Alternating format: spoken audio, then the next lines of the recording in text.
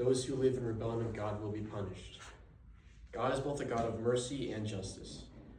This can be seen throughout the Bible. One clear example can be found in the story of Sodom and Gomorrah in Genesis 18 through 19.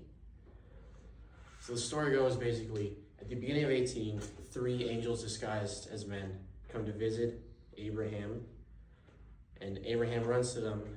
He feeds them a bunch of food, and then as they're leaving, God talks to Abraham. It says that he's going to destroy Sodom and Gomorrah. Abraham tries to convince them, saying, if there are 50 men, righteous men, would you still destroy Sodom and Gomorrah? And God says no. And it goes on and on until Abraham gets to 10. And God agrees. However, there's not 10 righteous men in Sodom and Gomorrah. And the 3 angels disguised as men go and visit Lot, who is one of those righteous men. And Lot feeds them when they get there, and he offers the angels a place to stay. But the angels say that they're going to sleep outside.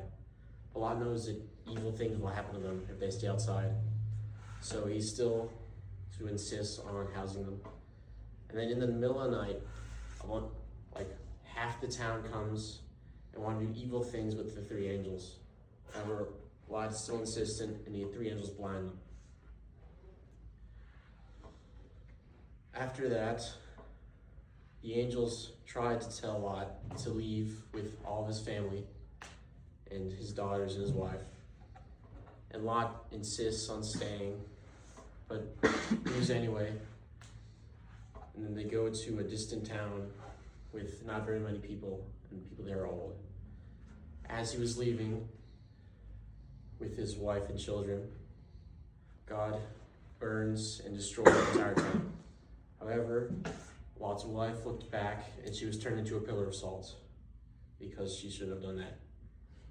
And at the end of 19, Lot and his daughters do bad stuff, and they eventually become the enemies of God, the Ammonites, and the other one. I don't really know what the other enemies of God are. So the lesson we can learn from this is we must rest on his mercy to be saved. As Christians, we know his mercy was fully demonstrated on the cross, and the same God of the Old Testament is the same God we worship today. In conclusion, God is a God of mercy and justice. He was merciful to those who genuinely trusted him, Lot and his family. And to others, he brought judgment upon them and destroyed them. God is willing to withhold judgment God was willing to withhold judgment if there were righteous people who lived among them.